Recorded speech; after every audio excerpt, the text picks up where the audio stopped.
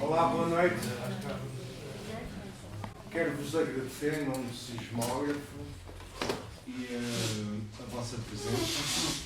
Quero agradecer a presença dos nossos convidados, Eduardo Sousa, da Letra Livre, editor desta obra escrita de João César Monteiro, Vítor Silva Tavares, editor da ETSED, o organizador desta obra. Quero agradecer também ao Herculano Lapa da Livraria Utopia, que apoiou esta iniciativa. E sem mais demoras, passo a palavra ao Eduardo, o editor desta obra. Olá, boa noite. Eu, de facto, não vou falar da obra em si, porque vou deixar isso para o Vítor, que é melhor pode falar sobre o livro e sobre o César Monteiro. Vou só dizer duas palavras sobre a editora e sobre a razão de ser deste livro.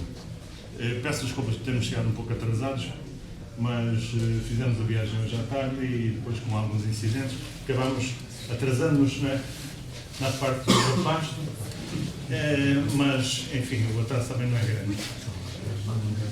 Alguns de vocês, como é óbvio, vejo aqui algumas casas conhecidas, conhecem a Letra Livre, outros não conhecerão. E não conhecerão por uma razão óbvia, porque hoje as pequenas editoras têm bastante dificuldade em todo o processo tradicional de distribuição, de ser conhecidas, porque o mercado tendeu em Portugal, como em quase todos os países, até porque o processo português é um pouco a reprodução de outros processos que ocorreram em diferentes países, a partir dos Estados Unidos.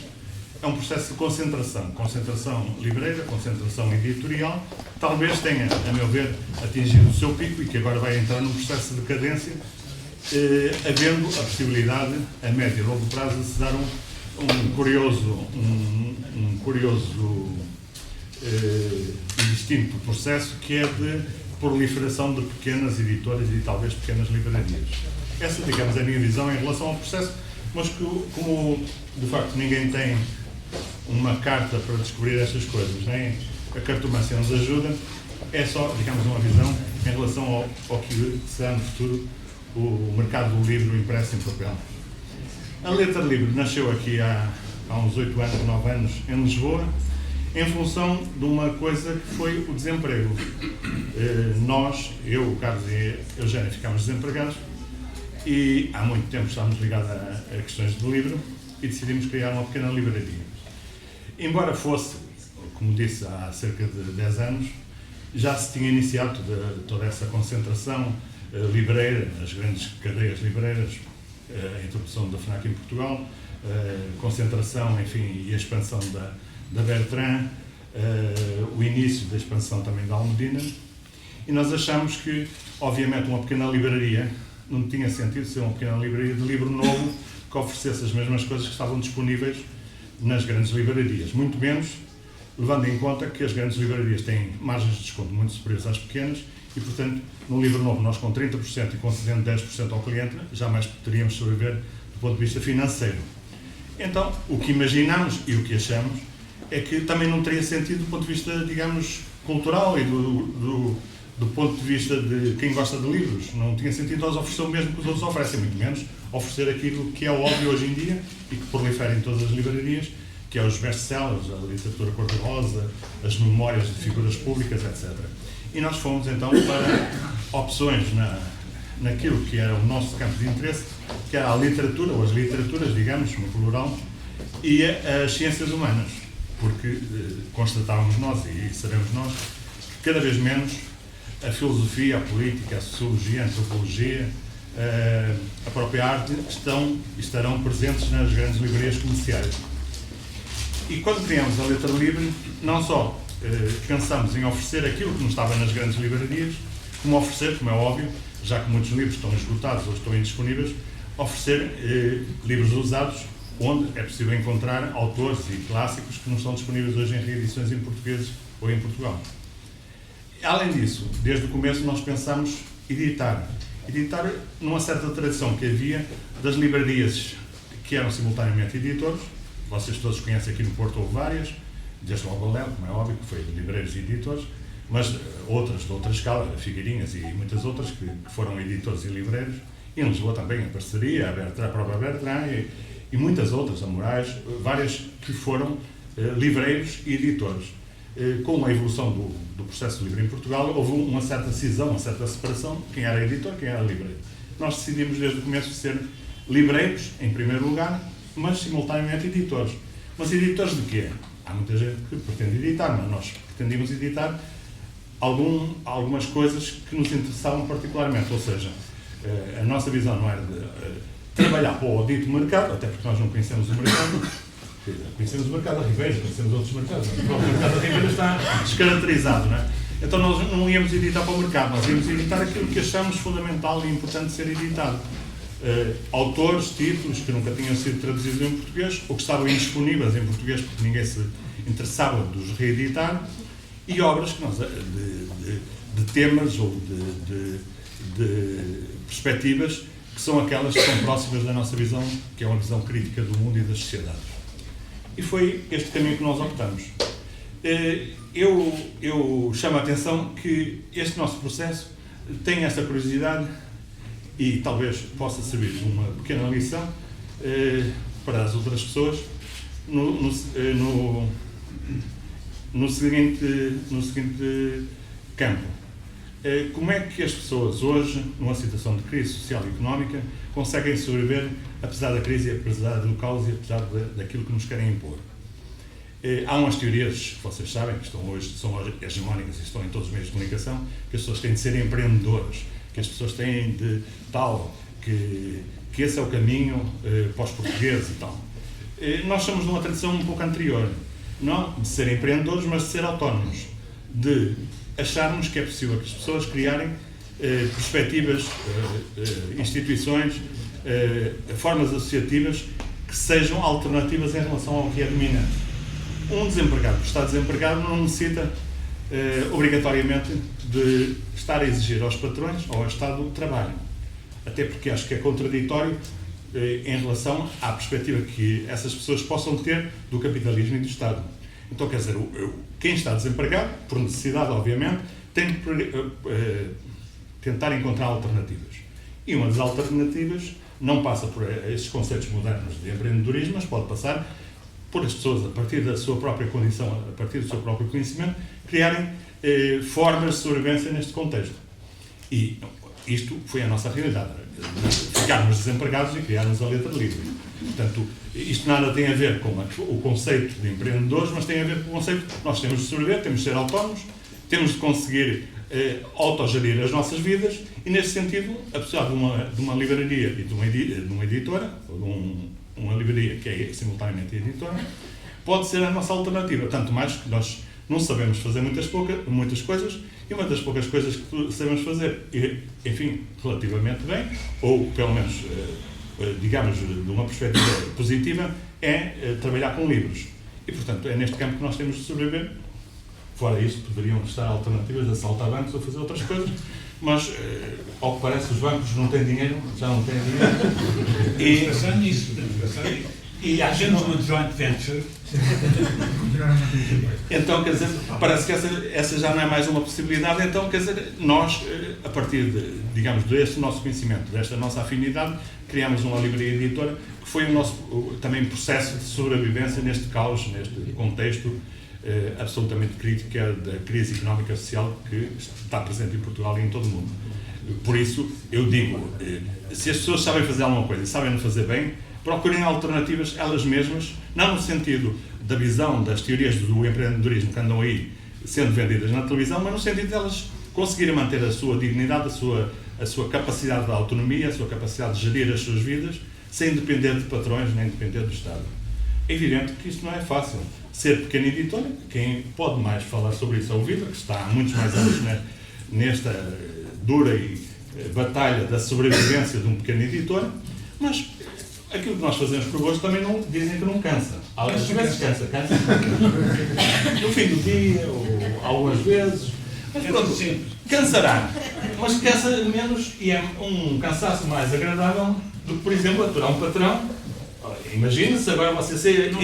Eu sou o meu próprio patrão Pois. e às vezes não tenho juízo, não tenho paciência nenhuma para aturar. Mas Estou a luta de classe vai- sem pessoa. vai para a frente do espelho e grita com o seu patrão, não é? Um patrão só lixa o empregado. Como empregado, consigo só o patrão. Não apareço, não faço nenhum.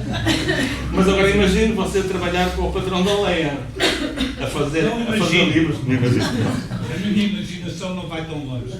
Então, quer dizer, isso é a demonstração prática que, pior que nós tentarmos sobreviver, enfim, com todas estas dinâmicas, são dinâmicas que nos condicionam. Obviamente, nós estamos num contexto que é necessário produzir, que é necessário vender, no caso, livros, para pagar as contas de água, luz, aluguel, telefone, internet. Temos de conseguir gerar recursos suficientes para isso. Isso não há como escapar dessas lógicas. Agora, eu penso que uma cooperativa ou uma empresa em autogestão pode ser uma alternativa mais interessante e mais agradável de fazer isto do que trabalhar com um patrão e com um chefe e subchefe extremamente arrogantes, autoritários e chatos. Levando muitas vezes para casa o mesmo salário que você leva se for trabalhador autónomo. Não é que você vai enriquecer, ninguém vai enriquecer editando livros da forma como nós os editamos. Ninguém vai enriquecer com a livraria fora do centro de Lisboa, digamos, do grande coração, embora nós de facto estamos no centro de Lisboa, mas digamos daquele eixo central de Lisboa, com um espaço limitado. Ninguém vai enriquecer dessa forma. Mas se nós sobrevivemos dignamente e da forma que gostamos, e que temos a liberdade, por exemplo, a fechar a livraria, hoje vir para aqui e não estar na livraria e temos a livraria fechada, se tivéssemos um patrão não podíamos fazer essas coisas. Nós, então, há todo um conjunto de fatores positivos que podem resultar da pessoa gerir a sua própria vida.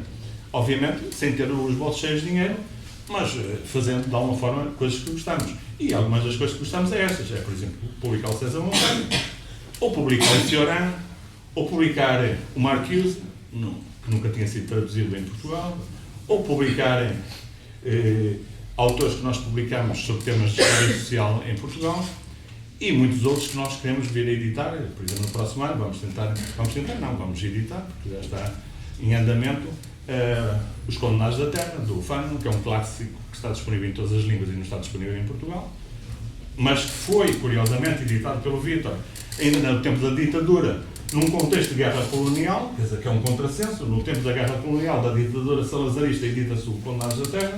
A PIDE retirou logo. A PIDE retirou logo, mas foi editado, e hoje nenhum editor edita os Condenados da Terra. E isso podia dar outros exemplos, quer dizer, há textos que foram editados na Liceu, ou que foram editados ainda antes de cair a ditadura, e que hoje não estão disponíveis em português.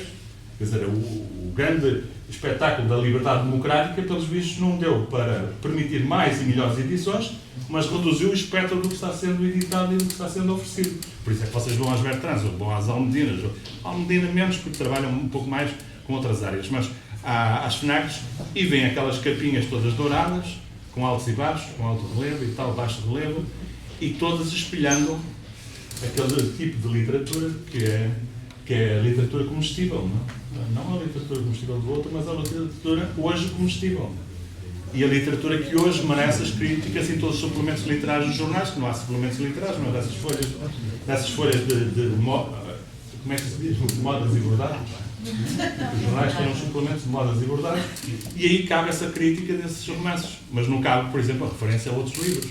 Por isso é que vocês hoje não sabem que há múltiplas, ou poderão não saber, que há múltiplas editoras que estão a produzir livros muito interessantes e que não há uma menção em nenhum meio de comunicação, não há uma única referência em nada, porque isso é algo que está a ocorrer subterraneamente àquilo que é o espetáculo do cotidiano, que é os grandes meios, os grandes recursos, as grandes editoras, o grande espetáculo do grande autor e tudo isso, que é o que acontece em Portugal, em imitação do que acontece noutros países, mas nas condições em que nós em Portugal temos cada vez menos leitores, ou temos menos leitores, muito menos proporcionalmente que outros países, e onde a compra de livros é residual, até por fatores de crise económica e social.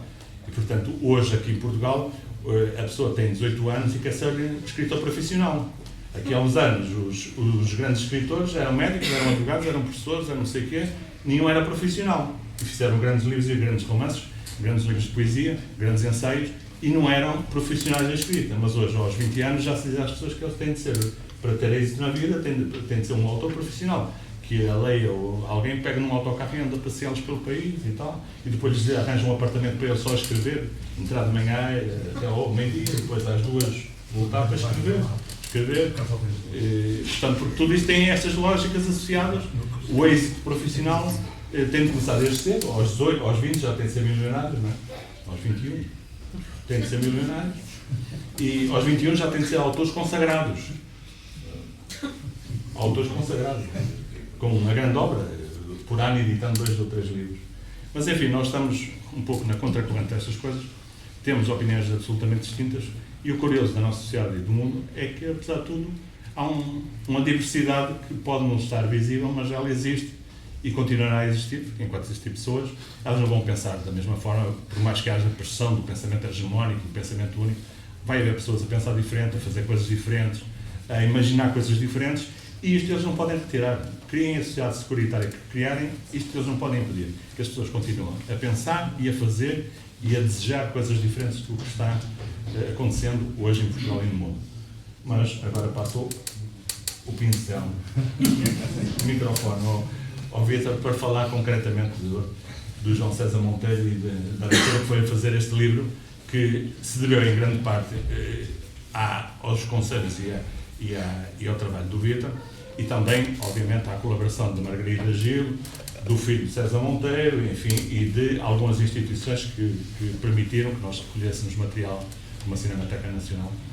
E, portanto, tudo isso foram pessoas que foram fundamentais para que este livro, que é o primeiro de uns quantos que vão ser editados, tenha sido possível e viável, além de as pessoas como o Luís Henriques, que trabalharam, que têm uma pequena oficina, digamos, artística de tipografia, e que foi quem fez a parte da editoração do livro e a capa que foi impressa em prelo manual, e por isso é que todas são diferentes, porque foi feita, embora o livro tenha sido feito em tipografia, as capas foram feitas num prelo e cada uma teve uma pressão e uma quantidade de tintas distintas, o que lhe deu a particularidade de não há 2 capas iguais.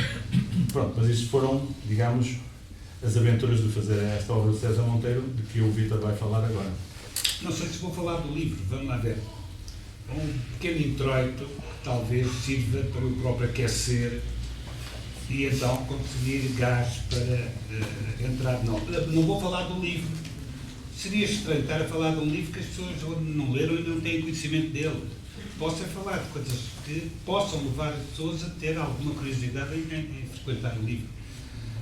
Esse breve introito é para vos dizer que quando soube, fui informado que nas várias apresentações do livrinho, por aqui e por acolá, uma delas seria aqui no Porto, fiquei cheio de satisfação. Vir aqui ao Porto e explico já porquê.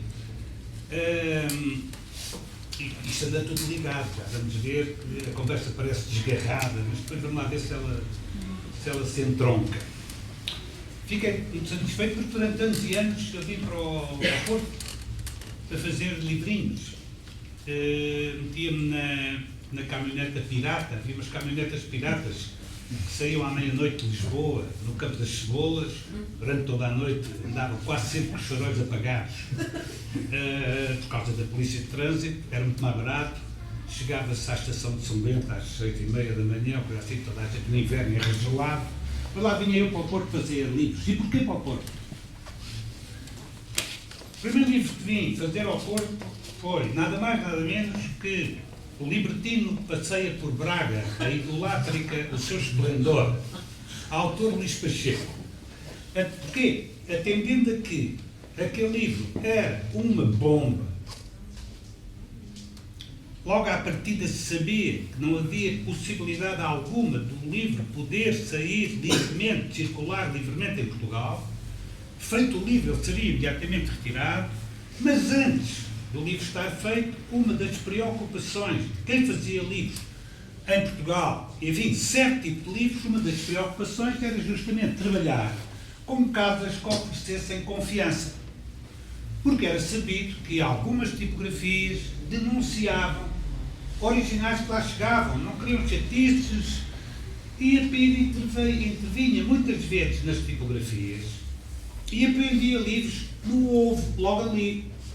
Logo, era preciso que, para uma obra daquela natureza, fosse uma tipografia segura, onde houvesse quase a certeza de que ela não seria denunciada ao chegar lá ao original. Não sei exatamente quem é que me referiu que aqui no Porto, na rua Antero de Quental, existia uma tal tipografia Val Formoso, cujo patrão era muito trampolineiro, estava bem lá nos negócios, mas lá, quanto à segurança, ele publicava tudo, desde a Bíblia dos Irmãos Paulistas, se fosse necessário, o avante do Partido Comunista.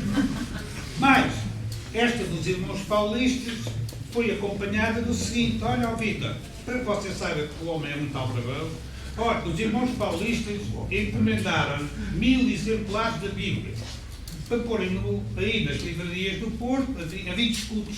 O que é que ele faz? Faz 5000 exemplares da Bíblia. Recebe o dinheiro dos Irmãos Paulistas e põe o livro, quando se mete em circulação, a 10 paus. Enchendo completamente a edição dos Irmãos Paulistas. Pensei eu nos meus botões: temos homem. Lá venho para o Porto fazer uma primeira prospeção, falar ao senhor da tipografia Val Formoso. Uma visita de estudo, aquilo era um buraco, descia-se nas escadas, era uma coisa medonha. Gutenberg. Não vou dizer ao que venho. A palco. Às duas tem, sim senhor. O homem era um antigo operário, tipógrafo. Já filho de tipógrafo. Depois ascendeu a patrão e mais não sei o quê. E na verdade o homem não lia coisa nenhuma, logo fazia tudo e mais embora com uma certa linha de risco. Então, mas tem papéis e tal. O homem começa-me a mostrar no armazém coisa medonha, mas ele conta um papel lindíssimo, coisa ainda em inglês. E também umas vinhetas, umas coisas ainda muito delicadas. E como o orçamento era baixo, o dinheiro não era muito, não vou aqui contar a história como é que se arranjou o dinheiro para se fazer o Libertino, edição contraponto, embora feita totalmente por mim, segue-se que venho para o Porto para fazer, portanto, o Libertino. Para essa tipografia. Onde é que as coisas começam a ligar? E até a ligar com o João César Monteiro. Porque alguns anos depois, não muitos, é aqui no Porto, que já no etc., eu venho a fazer o primeiro livrinho do João César Monteiro, o Morituri de Salutem, que é o primeiro livrinho, já lá vamos, do João César Monteiro, enquanto escriba. Bom, e também é aqui no Porto, esse primeiro livro tem um prefácio meu e tal, que é o Lisboa, coisas assim. Escrito também aqui no Porto, na própria tipografia, enquanto os topais lá batiam, teclavam os originais, assim eu ia escrevendo aquilo, etc, etc. A partir daí, ou melhor, a partir deste primeiro ano, eu passo a vir regularmente ao Porto, fazer os livrinhos no Porto. Andando sempre a pé, não tenho carro, não sei guiar, embora tivesse sido nas Áfricas. Até fui examinador de cartas de condução, não sabia, coisas sérias, mas lá vinha eu para o Porto. Quando agora disseram, entretanto, já para aí há 20 anos não ponho aqui o pé, logo fiquei todo contente, sim senhor, de voltar aqui ao Porto, cidade que aprendi a gostar, andando a pé, daqui para lá, e depois tinha umas tabernas com os camarões de espinho, que era uma maravilha, enfim, coisas assim. Acompanhei de perto e só deixei de fazer os livrinhos na tipografia de Val Formoso, que entretanto com o 25 de Abril não se aguentou e transformou-se em cooperativa. Só deixei de fazer aqui os livros quando em toda a própria cooperativa fechou, desapareceu. Pronto. Há mais vidas e tal e tal.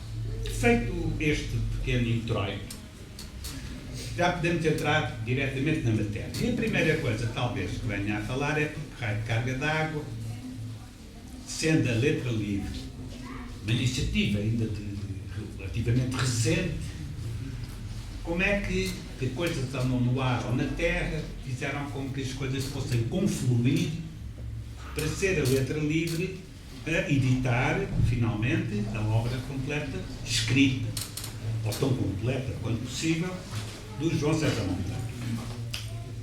No etc., na revista etc., na aventura e etc., que eu não chamo editora, é uma aventura poética, e etc.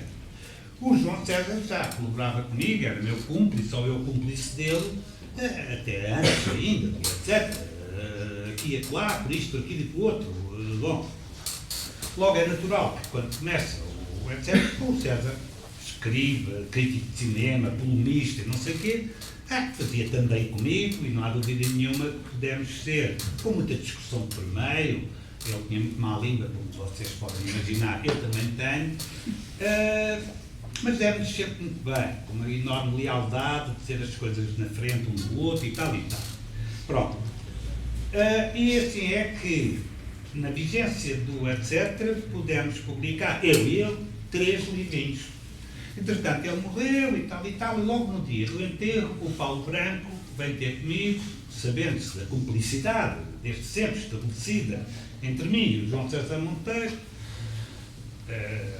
fazendo pandan um com o outro, veio falar comigo, temos de pensar, fazer um livro e tal, e a obra completa e tal. Alto e para o baile, não é a altura para. E desde logo se me pôs o seguinte: a etc. nunca fez uma reedição, por variedíssimas razões, mas a principal de todas é a seguinte: não me dá gozo nenhum voltar a fazer uma coisa que já fiz. É a principal razão. Podia aventar depois outras. O pouco ou nenhum dinheiro que existe para fazer um livrinho, não vou eu gastá-lo a fazer um livro que já fiz. Então prefiro, sim senhora, apostar numa coisa nova. Segue-se que, com uma única exceção, que rapidamente posso explicar, a etc. editora nunca fez nenhuma reedição. A exceção é a seguinte: há um livrinho que eu publiquei chamado Bicho de Beja, já depois de 25 de Abril, caso único, caso nunca visto. A editora é assaltada, primeiro pela Polícia Judiciária, com um mandato do Ministério Público, segundo, pela própria PSP, também retirava livro, para retirar esse livro de circulação, já depois de 25 de Abril. Pronto.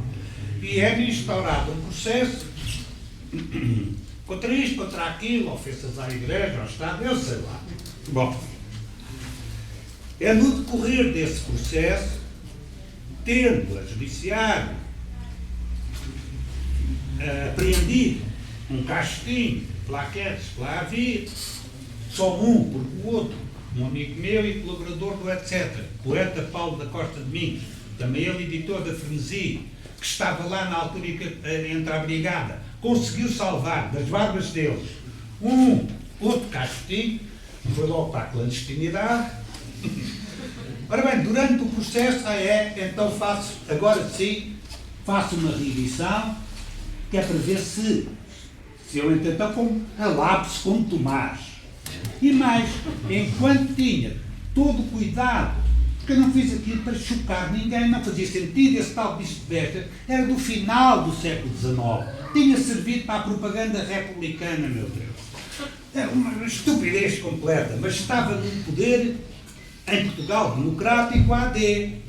E esse gente da AD, ao falar em democracia, já falava em democracia musculada. Resolveram, portanto, usar o músculo, fazendo invadir uma pequena editora cultural, poética, com 2 corporações da polícia. Então, fiz uma reedição e na capa, coisa que não tinha feito na primeira edição, ponho uma caricatura do mestre Francisco Valença, da altura do então Bicho de Beja, que mostra o Bicho de Beja em Madame Pompadour, com meia no bem bom, a retocar os lábios, trago, à espera que a corporação, aí entraram não senhora, não fiaram mais nada. E o processo deu em nada, claro. Mas ainda me irritou bastante, mas nessa altura, em nome de solidariedade, devo dizer, os jornais de esquerda e de direita ainda estava muito fresquinha a memória da censura, e toda a gente foi solidária mais ou menos com a pequena editora. É a única exceção. Única. Logo, punha-se a questão. Não fazia sentido. Primeiro, eu não estava para aí inclinado. O tipo de relações que eu tive com o João César Monteiro acabou com a morte do João César Monteiro. E como as coisas tinham fatalmente de ser transferidas para a Margarida Gil, para o filho e tudo, ia ser outra coisa completamente distinta, que já não me mobilizaria da mesma maneira com em vida, o autor João César Monteiro. Bom, vão haver várias iniciativas, assim assado, já lá damos ao assim assado, onde compareci, textos, isto, aquilo, com certeza tudo. Quanto à questão da edição da obra completa, andava cá dentro da cabeça, aquilo para nós, eu sabia muito bem como é que havia de. Como é que havia de. E a quem? Quem é que fazia? A quem dar possibilidade de se começar a organizar a obra escrita? Que era importante, se não mesmo no meu entender, fundamental, publicar-se a obra escrita de um artista que entendo como um grande escritor da língua portuguesa, admirável escritor da língua portuguesa. Quem é que podia tratar isto com a compreenda, com a delicadeza? E mais do que isso, com a cumplicidade com aquele anarquista coroado. A expressão anarquista coroado é de uma tradução do Mário Cesarino Vasconcelos. Ao aparecer a letra livre, tendo eu tido conhecimento que vinham funcionários, empregados a ler devagar, iam abrir uma pequena livraria e tudo mais. As características que desde logo, eu já estou no livro há muitos anos e muitas vezes estou puramente intuitivo. Há coisas que me cheiram muito bem, não sei porquê. Outras começam a me cheirar muito mal e eu também ainda não sei porquê. Depois venho a saber, mas na primeira oportunidade não sei muito bem. Mas aquilo começou a forjar-se dentro da minha cabeça sobre o que há 3 ou 4 ex-empregados a ler devagar. Pequena livraria da Calçada do Pó. E quando depois recebo nas instalações, aqui para nós, Faustos, daí etc., que não tem computador, não tem telemóvel, mas tem um lápis e mais um para-lápis, que é entendido como um avanço tecnológico. Recebo então os funcionários da. Isto é tudo verdade. Isto é tudo verdade. E por aí vi logo o que é que aquela casa, ou esta casa, ia gastar. Comecei a formar, portanto, na cabeça a hipótese. Sim, senhor, pequena livraria editora, da Calçada do Pó, gente que vem dali, de onde é que vinham? Também não nasceram logo ali. Tinham antecedentes da ordem cultural, como livreiros e tudo mais. Dentro do meu espírito, comecei a se topar que havia conjugações, não é? Libertárias, por aí, do Sr. João César Monteiro. Pronto. Mas não usava eu, nem sabia muito bem se estava ou não no intuito deles avançar com isto. Mas quando houve a sugestão, ou melhor, a demonstração que teria o interesse em, pronto, é aí que começa então, sim senhor, a nascer a ideia de vir a publicar a obra escrita do João César Monteiro, dar-lhe toda a dignidade editorial, e por dignidade editorial não me estou apenas a referir à qualidade do papel, ao estudo do aspecto gráfico e tal. Por qualidade editorial também entendo esta cumplicidade, o termo feliz é este, esta cumplicidade, esta sintonia para estar certa e estar certa com o espírito do João César Monteiro. Logo, o trabalho que começámos a fazer, como fazer, isto, aquilo e o outro, partiu do seguinte princípio rigoroso. Vamos fazer este trabalho como se o João César Monteiro estivesse aqui, acompanhando. e sabendo o rigor crítico daquele homem, a sua intransigência ética absoluta, radical, pois bem, então vamos fazer esse trabalho na consciência de que ele está aqui. Ou seja, não vamos facilitar nada que o João César Monteiro pudesse sair pela porta fora, vão todos para a puta que os pariu. Era uma das expressões que eu gostava mais de utilizar. Pronto. Não, senhor. E assim começaram as coisas a conjugar-se, e de tal modo que quando numa pequena apresentação, meramente editorial, faço para esta edição da Letra Livre, até o facto de a capa ser feita numa oficina manual, em prelo manual, uma oficina, portanto, não tem uma única máquina ligada à eletricidade, nenhum. Ou seja, é tudo feito com músculo. Pronto, prelo manual, como no tempo do Sr. Gutenberg. Pois é, mas é que o Sr. João César Monteiro, enquanto realizador, tinha um pó desgraçado à parafernália tecnológica. Ainda pá, tanta gente na produção, tantas máquinas, tantos zooms, assim assado, quando ele gostava muito mais, o ideal para ele era ter uma câmera em cima de um tripé, parada, com os atores de um lado para o outro, como no Charlot, no Pampelinas, e quando muito a câmera podia fazer assim. Disse, porque o importante para ele, mesmo na sua arte do cinema, não era, não senhor, fazer o zoom assim ossada, a panorâmica frito ao cozido. Não, era um cineasta até essencialista e primitivo. Logo, no meu espírito, e acho que não estou muito enganado, ele, em vida, se estivesse vivo, ele havia com certeza de colaborar, se é que não punhamos o gajo também ali no prelo, e não, ele talvez não, porque uma das frases preferidas daquele senhor, como é sabido de alguns, é assim: vai e dá-lhes trabalho. Bom, não anda muito longe, essa do dar-lhes trabalho, não anda muito longe da minha postura.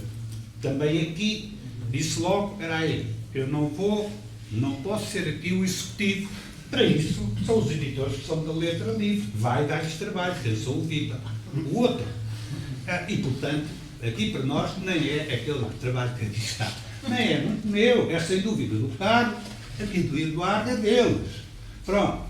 Mas, atendendo a que o conhecimento pessoal e tudo mais, era eu, e pronto, e também da companheira dele, da mãe do filho, essa coisa toda, vidas que se cruzaram com uma grande intensidade, é óbvio que aí eu teria de aparecer, pronto, para podermos levar esta coisa avante. Muito bem. É certo que só se veio saber isso mais tarde. O César, finalmente, nos seus 17, 18 anos, para aí, até tinha escrito um livro de poemas. Somos um país de poetas. Eu próprio tenho aqui um tipo que tem a lata de ir editar uma porcaria que eu fiz, mas a culpa é dele.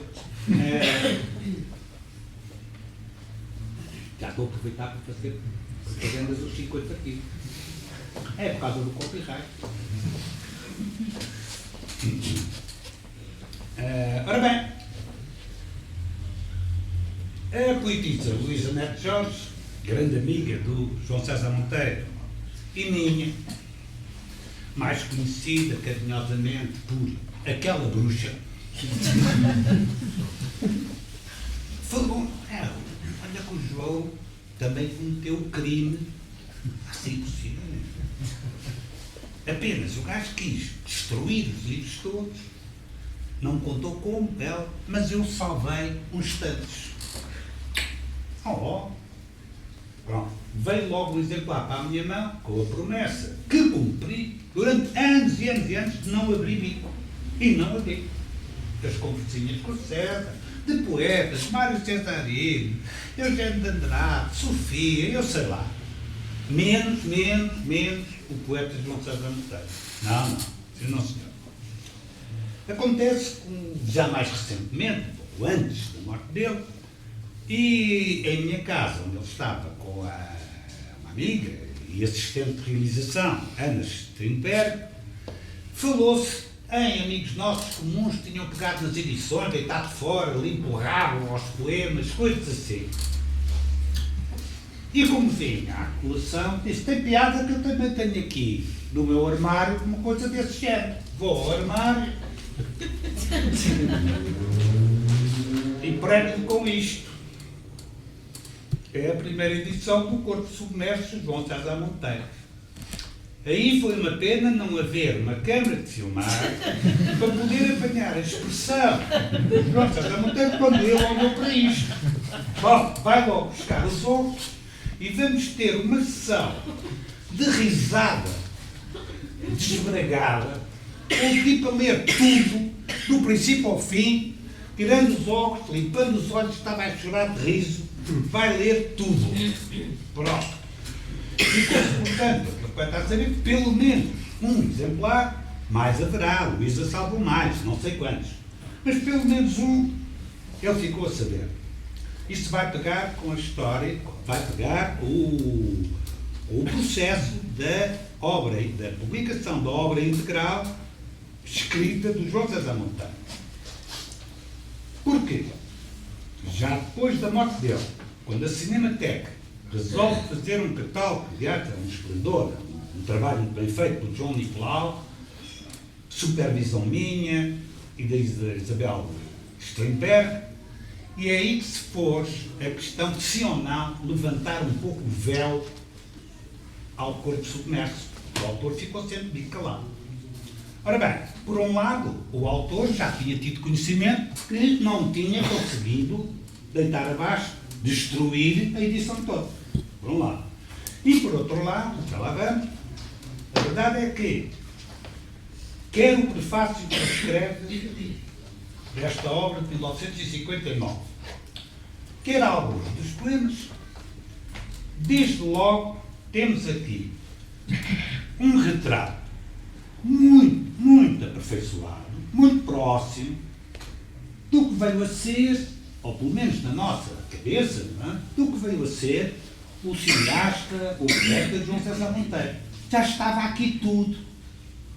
Estou a imaginar o adolescente nascido na Figueira da Foz, vindo para Lisboa para o Colégio Moderno, talvez ainda com acne juvenil, todo armado, peito feito, às heroicidades poéticas e tal, mas já cá está, e eu vou ler um bocadinho para vocês verem, já cá está o César. Pronto, faz sentido, porque o próprio já teve conhecimento de, faz sentido levantar um pouco o véu e pronto, dizer que, porque faz sentido, tem ligação. E não devemos ser aqui, ou melhor, devemos ser aqui o Max Rode.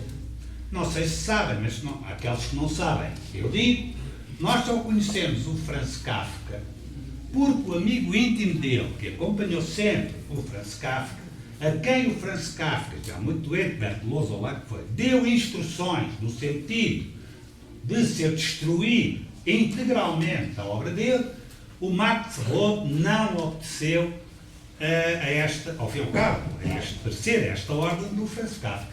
Nós conhecemos o Franz Kafka porque o Max Rode, na verdade, não obedeceu ao que queria o amigo. Problemas ligados. O autor próprio tinha destruído o livro. Publicar, não publicar. Para o caso do catálogo, era um catálogo, não está incluído em nada, e pelo menos, como já havia algumas mais pessoas que sabiam que o César, quando era mais pequenino, até tinha feito um livro de poemas, pronto, por ali se apresentou um pequeno lamiré, pronto. Mas agora, para a edição, pôs-se a questão. Por um lado, integrar na obra escrita, acho que sim, é obra escrita, é um pré-César, mas que já é, no outro sentido, o César inteiro. E então, a solução que me pareceu e me parece mais adequada é a que já está ali explanada na apresentação da obra escrita do César, que é, sim senhor, concluído que for o trabalho da publicação, então, tão integral quanto possível dos escritos do César, fazer uma ediçãozinha reduzida, fora do comércio, para aquela gente mais admiradora, mais próxima, na admiração pelo João César Monteiro, não sei ainda bem se facsimilada, não facsimilada. A seu tempo, essa questão há de ser enfrentada.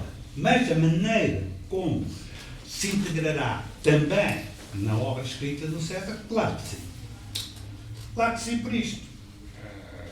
Quantos metros? Edição do autor, 1959. Citações de abertura, André Malraux e tal, que era anti-intelectual. Mas o próprio título do prefácio já demonstra uma originalidade de escrita a toda a prova. O próprio título do prefácio reza assim: ninguém me espiava e ilicitamente aproveitei-me, sorrateiro, do prefácio. É o título do prefácio. Citação no prefácio: Federico Garcia Lorca. Eu me dispenso de ler, não é como o espanhol, não seja excelente, mas me dispenso de ler, porque espero que alguns de vós venham a ler quando se fizer a edição dita do livreto. E só vou ler este bocadinho, que é quando isto também nele começa a aquecer. Quando ele diz: não direi uma palavra sobre a minha poesia.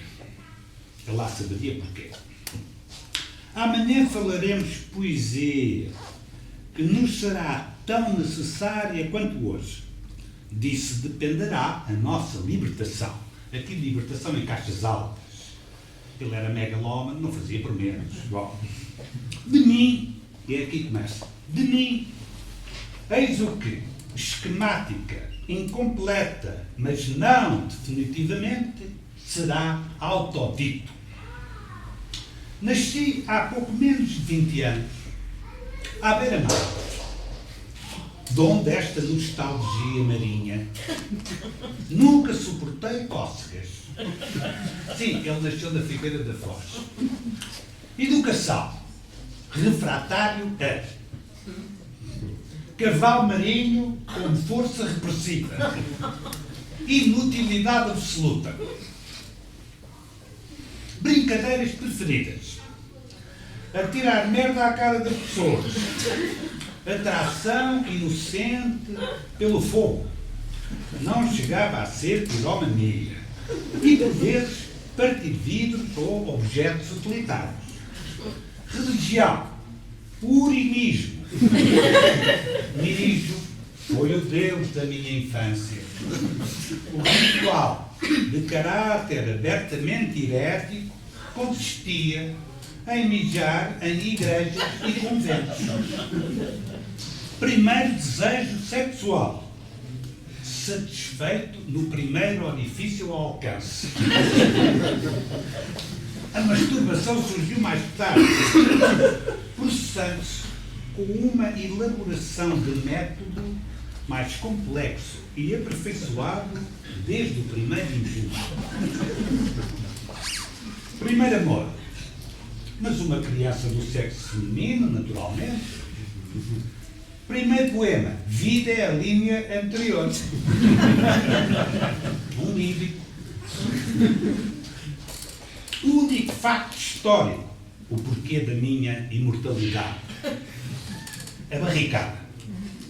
Assim foi apelidado, contado e recontado, e o será de geração em geração, na história da cidade à beira-mar, até à consumação dos séculos.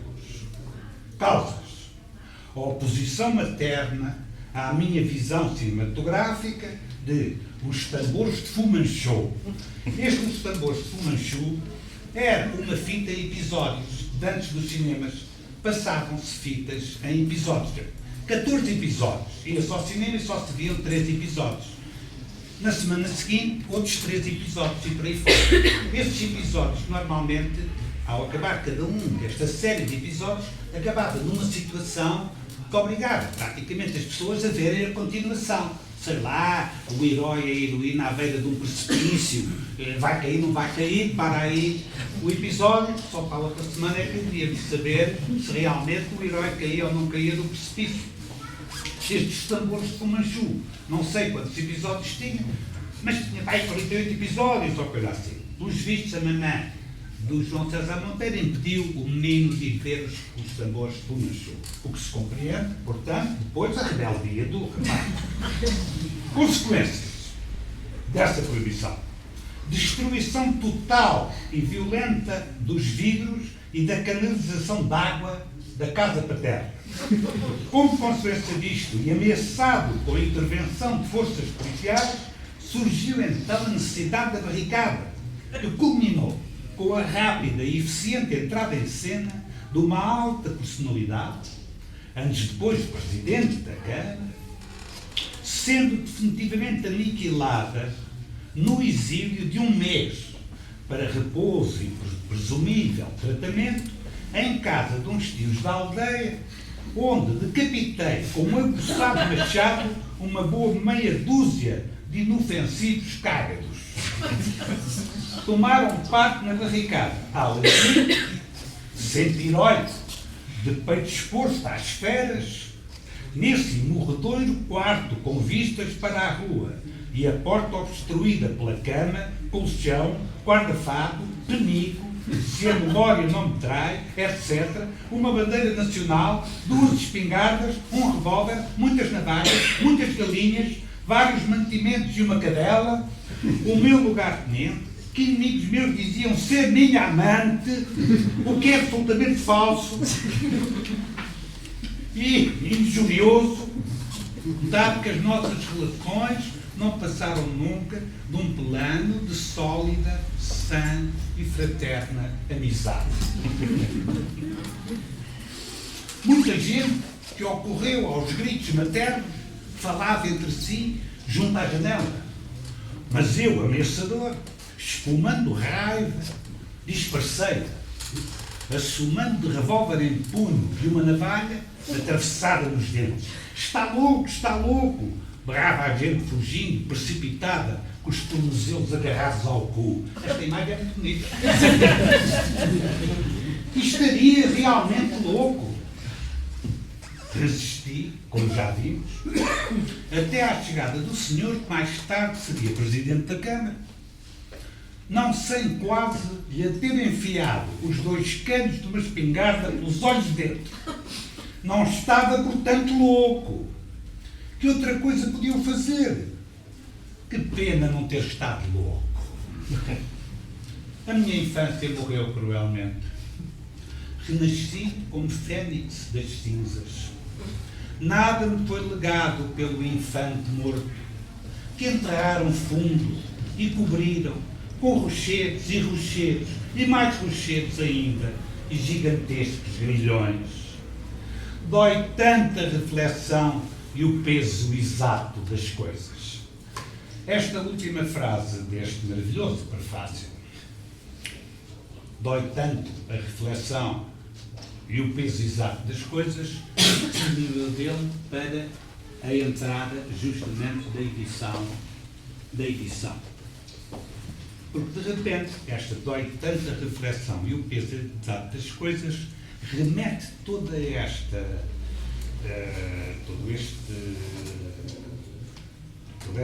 descritivo tão acidular e humorado, e de repente em contraponto com isto tudo que já vos fez rir e a mim também, traz e de repente aparece isto. Pumba!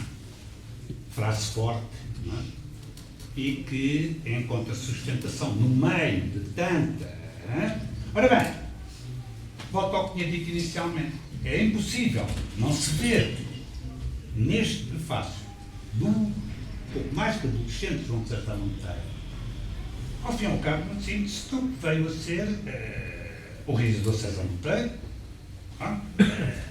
Já estava aqui em potência, o João César Monteiro, os ovos obrigatórios, etc. pausa para eu beber. Ora bem, quase a terminar, para não chatear mais.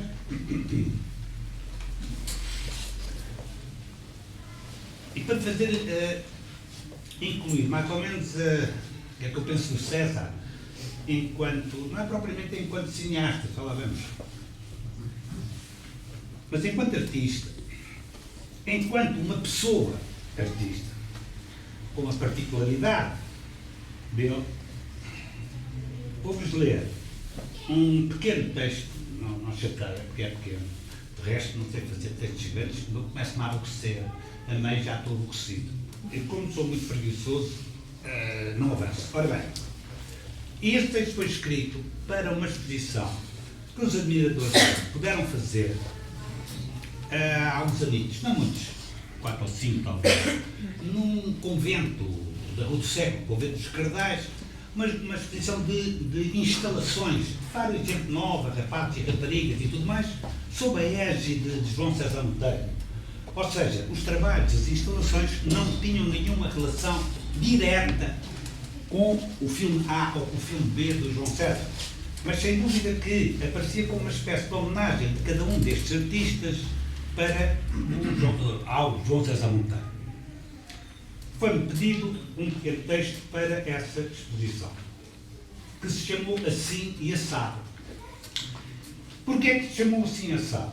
Porque quando da grande bronca, que foi a Branca de Neve, a primeira projeção da Branca de Neve no cinema de X, à saída estava lá uma parafernália infernal de gente da informação, cineastas, da televisão e tal e tal.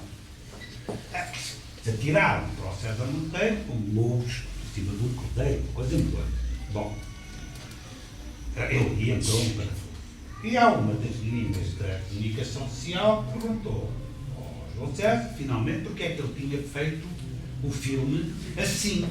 E ele respondeu, fiz assim porque não fiz assado.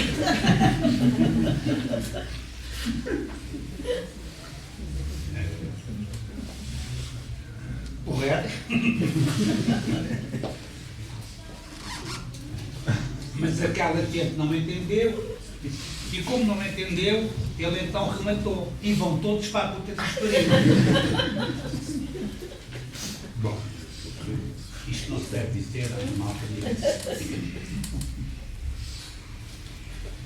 Ora bem, então para esta exposição, é uma folhinha, não vou chamar.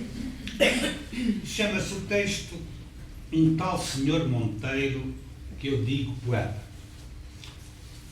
Vamos lá ver por causa, porque um tal senhor Monteiro, que eu digo poeta. Há um livrinho de um francês chamado Alain Borel, que fez o percurso de Jean-Arthur Rimbaud pelo Corno da África, pelas terras, portanto, da Abissínia. Resolveu seguir o percurso de Rimbaud. E o título desse livro, que é curiosíssimo, ele vai apanhar as pistas todas por onde andou o Rimbaud, que, como é sabido, quando salta para o Corno da África, nunca mais escreve um poema. Ele apanha o armazém onde o Rimbaud trabalhou, muitas fotografias que o Rimbaud tirou, a correspondência do Rimbaud para a mãe, para a irmã, não sei o quê, era a pedir películas e não sei o quê, que ele fartou-se de fotografar casas indígenas, tudo aquilo do Corno da África. Ora bem, esse livrinho chama-se Un certain Monsieur Rimbaud se disant commerçant. Um certo senhor Rimbaud que se dizia comerciante.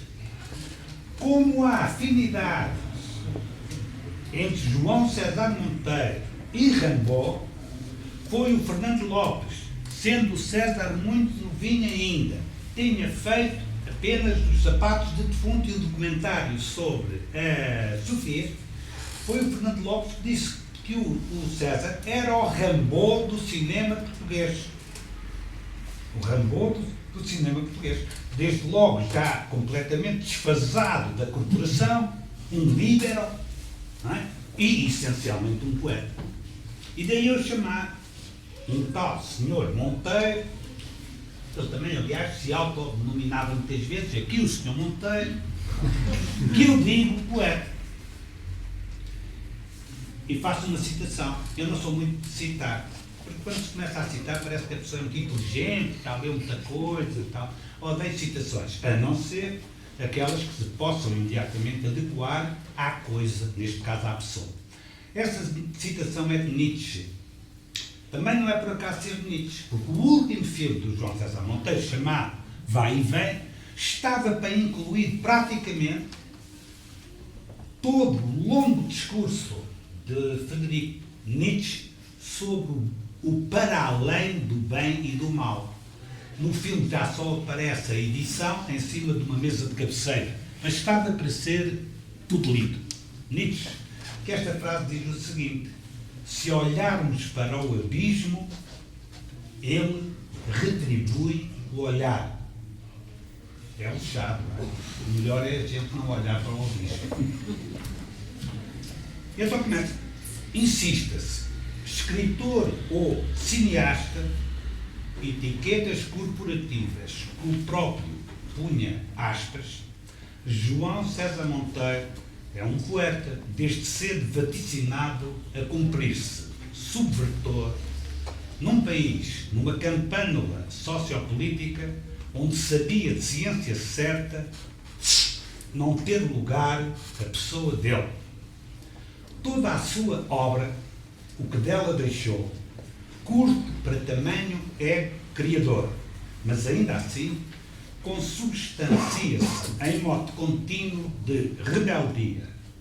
Ora, assumida esta, com irrita exacerbação, tida por demencial, ora, boleada com recurso à manha, à blandícia, ao contraponto lírico, à momice picaresca. Só não vê quem for tapado. Tenho para mim, que ninguém me ouve, a não ser vocês que me estão a ouvir, que o cinema nele não passou de uma via para formalizar a decorrente insubordinação, já agora sobranceira, de agitar, usar e abusar. Mesmo quando, esquivando-se sob as máscaras refletidas no espelho poliédrico dos seus poemas animados, que são projeções mentais, impulsões anímicas, iluminações, sim, como em Rimbaud, louvado seja, muito para além de coisa em si mesmo, ou meros exercícios de estilo, confinados a cinéfilos de cartilha, o poeta distribui pistas necessariamente sinuosas de apresentação do seu rosto, quiçá verdadeiro, porque ele não anda aqui entre comédias de enganos para enganar ninguém. Em alto contraste, obscuridades, solarizações daquelas de cegar, ficam expostos os seus inimigos tutelares: Deus, pátria, família, autoridade. A quadratura do círculo carcereiro. A exploração do homem pelo homem, sem as aspas, leia-se capitalismo. Se não é proibida a palavrinha, nem proibida ao artista renegar a besta, mesmo se acobertada pelo véu diáfano das liberdades consentidas, permanece e perpetua-se como expressão de uma tirania alcandurada a mitológica.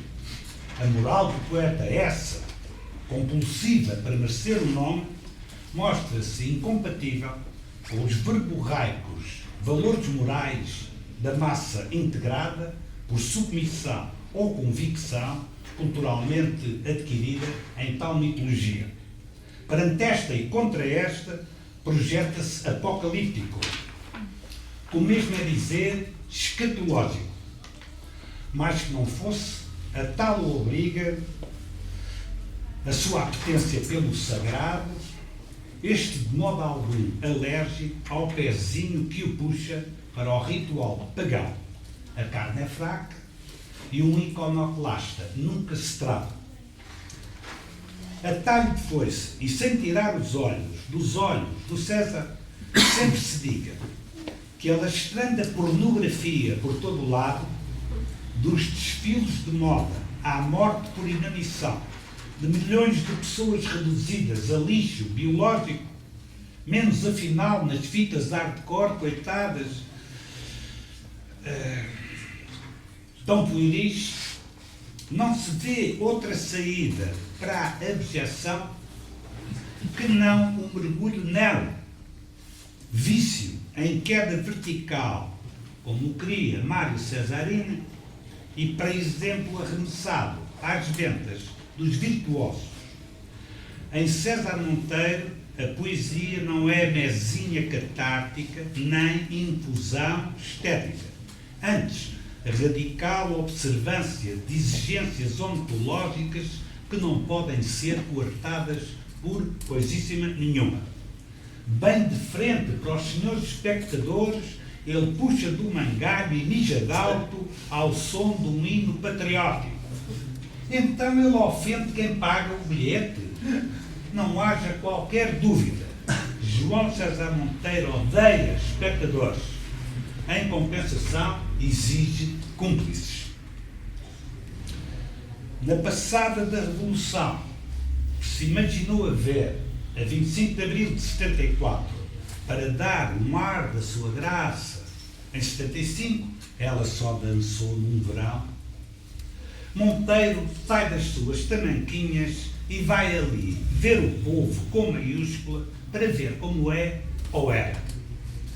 Com os sistémicos constrangimentos de finança, que era a maneira como Alfredo Jarry descrevia finança, mas já sem aqueles da censura imposta pelo Estado, aqui a única fresta que abriu, serve-se do etnólogo Abado Bassal e seguidores, mas também do Carlos de Oliveira e do José Gomes Ferreira, da recolha dos contos tradicionais portugueses, e parte em demanda de uma inocência primordial que ele intui existir à luz. Do povo, alcandurado a mito maior, veremos. Mas isso, sem dúvida, do seu próprio desejo, fundindo então no mito de gentes, porventura não contaminadas, logo puras, pela peste da neurótica civilização técnico-mercantil, que é como quem diz, dos usos e costumes dos devoradores de tralha. A alegria breve aflorada de veredas e silvestre é um parênteses inscrito na ardência de quem sente a revolução a implodir na cabeça, ecrã gigante. Encolhida a coisa ao formato normal, é outra vez a vez do Nosferatu emergir do esgoto e vir por aí a empestar o arraial dos contentinhos. Querem beleza? Pois esta quer-se revulsiva. Um pentelho visto à lupa é mais belo que o coração de filigrana da Joana Vasconcelos, tão nacional de outro. O impetuoso idealismo deste romântico sem redenção condensa-se, pois, numa autoirrisão estilhaçada, também desdobramentos heteronímicos, esquizofrenia à vista, ao mesmo tempo que faz dela a irrisão uma arma de ataque. Como Hilberto Helder, outro processo, também o Sr. Monteiro poderia dizer de si, enquanto poeta, ter como profissão revólver. A ele, a bala fez ricochete, caiu no campo de honra. Caiu, percebe-se a última citação. Não temais o poeta quando nobremente se torna colérico. A sua letra mata, mas aos espíritos é o espírito que os torna vivos. Oderlin. E com isto tal, obrigado pela vossa atenção.